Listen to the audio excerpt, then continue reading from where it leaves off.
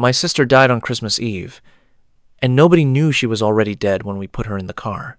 I know that sounds crazy, but let me tell you what really happened that night, and why I will never, ever forget to pray before I travel again. Before I continue, let me ask you something. Have you ever felt like something was warning you not to go somewhere? Like a voice in your head saying, stay back? Well, keep watching, because what happened to my family will make you understand why you should always listen to that voice. My name is Grace, and this happened last December. I was so happy because I was finally going home for Christmas. I work in Lagos, and I hadn't seen my family in Port Harcourt for 8 months. My younger sister, Joy, was coming with me. She was 19 years old, always laughing, always dancing. Everyone loved Joy. We planned to leave Lagos on December 23rd. That way, we would reach home on Christmas Eve and surprise our parents. But that morning, something strange happened. I woke up with a very heavy feeling in my chest, like someone was sitting on me. I couldn't explain it, but I felt afraid. My hands were shaking when I was packing my bag. Joy! I called out. Are you ready? Joy came out of her room, smiling as always. Sister Grace, I'm ready. I can't wait to see Mama and Papa. I looked at her and felt that heavy feeling again. Joy, maybe we should travel tomorrow instead. I don't feel good about today. Joy laughed. Sister, you're just tired. We'll be fine. Come on, let's go. I wanted to insist. I wanted to say no, but I didn't want Joy to think I was being silly. So I said okay. That was my first mistake. We got to the bus park around 8 a.m. The place was so crowded.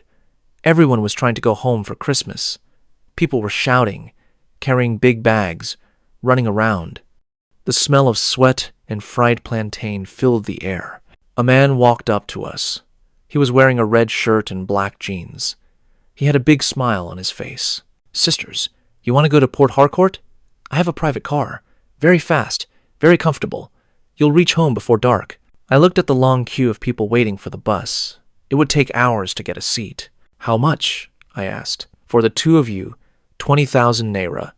And I'm leaving now. Right now. Joy grabbed my arm. Sister, let's take it. We'll get home faster. I looked at the man again. Something about his smile felt wrong. It was too big, too friendly. Like he was trying too hard. Let me think about it, I said. The man's smile got even bigger. Sister, if you think too much, you will miss the chance. I have other people who want to enter. Make up your mind quick. That heavy feeling in my chest came back. Stronger this time. Joy, let's just wait for the bus, I whispered. But Joy was already bringing out money from her bag. Sister, I already paid.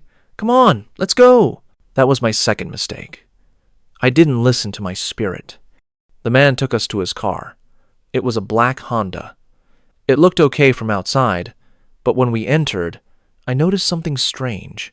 The inside smelled like incense. You know that smell from church? But it was too strong. Like someone had poured a whole bottle in the car. Why does it smell like this? I asked. The man laughed. Oh, I went to church this morning. Had to pray before I travel. You know how it is. He said the words. He said, pray before I travel. But something about the way he said it made my skin feel cold. 3 other people were already in the car. A woman with a baby, and a young man with a laptop bag. They all looked normal. They were all quiet. We started driving. For the first hour, everything seemed fine. The man was playing music, gospel music. Joy was sleeping with her head on my shoulder. I was looking out the window, watching the trees and houses pass by. Then the man turned off the main road. Excuse me, I said. This is not the way to Port Harcourt. The man looked at me in the mirror. His eyes were different now. Cold, empty. I know a shortcut, he said. Don't worry. The woman with the baby didn't say anything. The young man didn't look up from his laptop. That's when I realized something was very, very wrong. Stop this car, I said. My voice was shaking. Stop it now. The man just smiled. That same big smile. We're almost there, sister. Just relax. I shook Joy. Joy, wake up! Wake up! But Joy didn't wake up.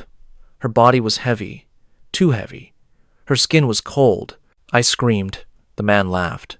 A deep, horrible laugh. "She's been asleep since we started.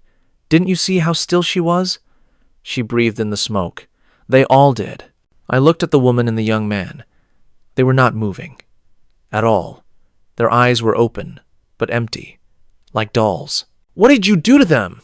I screamed. "What did you do to my sister?" The man kept driving. We were on a lonely road now. No houses, no cars, just thick bush on both sides. "You see," the man said, talking like he was telling a normal story, "every Christmas, I need to make deliveries, special deliveries. There are people who pay good money for fresh items." My blood went cold. I knew what he was talking about. Ritual killers. They take people and use their body parts for money rituals. I tried to open the door, but it was locked.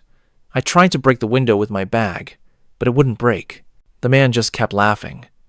"Don't waste your energy. This car is special. Nobody can hear you. Nobody can see you. By the time we reach where we're going, you'll be just like your sister." I looked at Joy.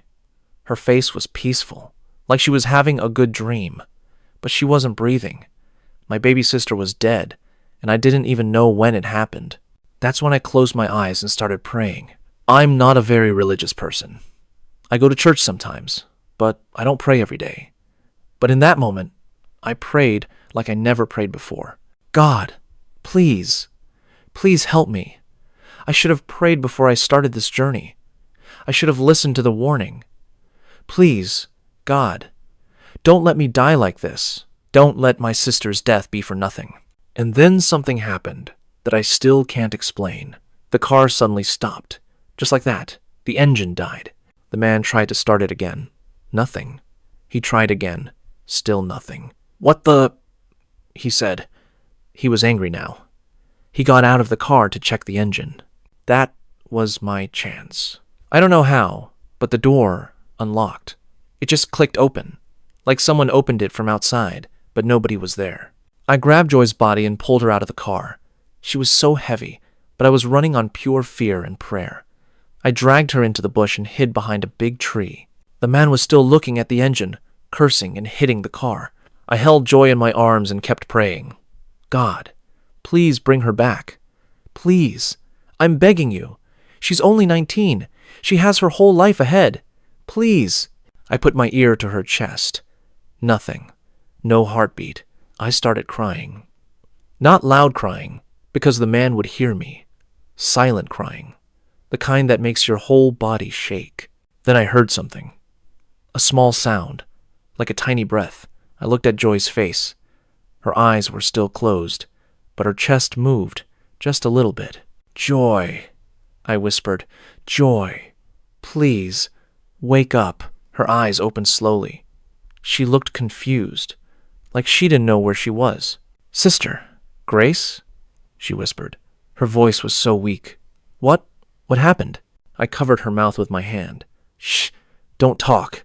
We have to stay quiet." In the distance, I could hear the man. He was on his phone now, talking to someone. Yes, the car just died. I don't know what happened. Some kind of spiritual attack, maybe. Yes, I still have 3 of them, but 2 ran away. No, I'll find them. My heart was beating so fast. He was coming to look for us. We stayed hidden behind that tree for what felt like hours. Joy was still very weak. She kept falling asleep, and every time she did, I would shake her awake. I was afraid that if she slept, she would die again. "Grace," she whispered, "I saw something. When I was gone, I saw Grandma." My skin got cold. "Our grandmother died 5 years ago." "What do you mean you saw her?" I asked. "She was standing in bright light. She told me it wasn't my time yet. She said someone was praying for me. She said I had to go back." I didn't know what to say. I just held her tighter. We could hear the man crashing through the bush, looking for us. He had a flashlight now, even though it was still afternoon. The bush was so thick that it was dark like evening. "Come out, sisters," he called. His voice was fake sweet again. "I'm not going to hurt you. I just want to help you get home." Yeah, right. Help us get home in pieces. Joy and I stayed very still. I was praying again, just saying Jesus, Jesus, Jesus, over and over in my head. Then my phone rang. My heart stopped.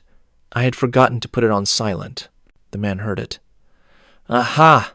There you are. He started running toward us. I could see his shadow getting closer. I grabbed Joy, and we ran.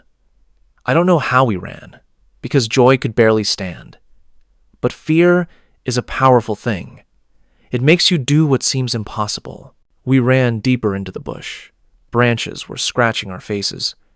My leg hit a rock, and I fell. Joy fell on top of me. The man was getting closer. I could hear his footsteps. God, please, I prayed. Please send help. Send anyone. Just don't let us die here. And then, like an answer to prayer, we heard voices. Men's voices. Multiple men. Who is there? Someone shouted. What is going on in this bush? The man who was chasing us stopped. I heard him curse under his breath. Then he turned and ran the other way. A group of men appeared. They were hunters. Real hunters, with their local guns and machetes. They were coming back from hunting in the forest. When they saw us, covered in dirt and blood from the scratches, they immediately knew something was wrong. What happened? The leader asked. He was an old man with kind eyes. I told them everything. About the car, the man, Joy dying, the other people who were still in the car. The hunters looked at each other. One of them said something in their local language.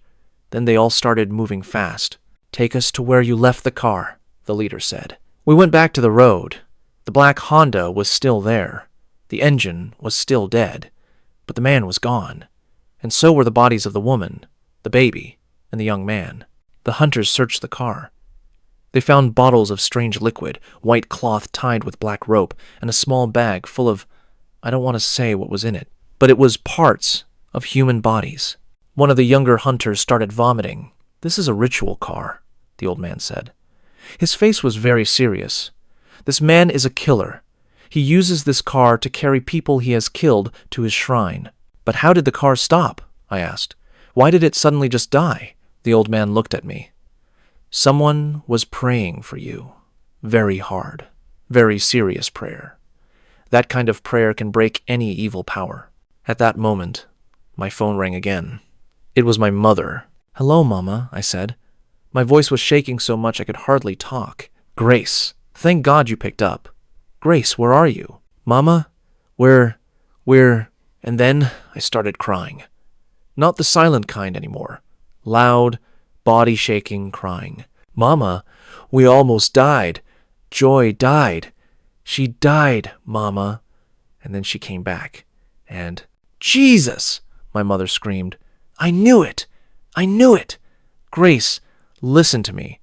This morning, I woke up with your name in my spirit. I couldn't shake it off. I tried to call you, but you didn't pick up. So I started praying. I prayed from 5 a.m. until just now. I didn't stop. I was praying in tongues, calling your name and Joy's name. What happened? Tell me what happened. I told her everything. The whole terrible story. When I finished, my mother was crying too. My God, my God. Grace, do you see what I've been telling you? Do you see why you must always pray before you travel? Do you see why you must always listen to your spirit? Yes, Mama, I said. I'm sorry. I'm so sorry I didn't listen. The hunters helped us get to the police station. We reported everything. The police went to search for the man, but they never found him. People like that, they know how to disappear. But they found something else. When they checked the area where the man's car died, they found a shrine. A small hut deep in the bush. Inside, they found bones, human bones, dozens of them. The police said the man had been doing this for years, taking people who were traveling home for Christmas, people who were happy, who were rushing, who didn't stop to pray, who didn't listen to their spirit. We never got to travel home that Christmas. Joy and I stayed in Lagos, recovering. She was sick for weeks. The doctor said it was a miracle she survived. He said whatever she breathed in should have killed her permanently. But I knew it wasn't just a miracle. It was prayer. My mother's prayer. 3 months later, something else happened. I was at the market when I saw a woman. She was selling fruits. She looked familiar, but I couldn't remember where I knew her from. Then she looked up and saw me. Her face went white. She dropped the orange she was holding. I looked at her more closely, and then I realized she was the woman from the car, the one with the baby, the one I thought was dead. "You," she whispered. "You're the girl from that day." I couldn't believe it. "You're alive? But how?" I thought. "Sit down," she said. "Let me tell you what really happened." We sat down on a bench near her stall. She bought us both water. "My name is Mary," she said. "That day, I was running away from my husband. He was beating me every day. I wanted to go home to my parents. I had my baby with me. At the bus park, that man offered me a ride. I was desperate, so I said yes." She took a deep breath. "When I entered the car, I smelled that incense. I knew something was wrong, but I had already paid. Then I started feeling sleepy.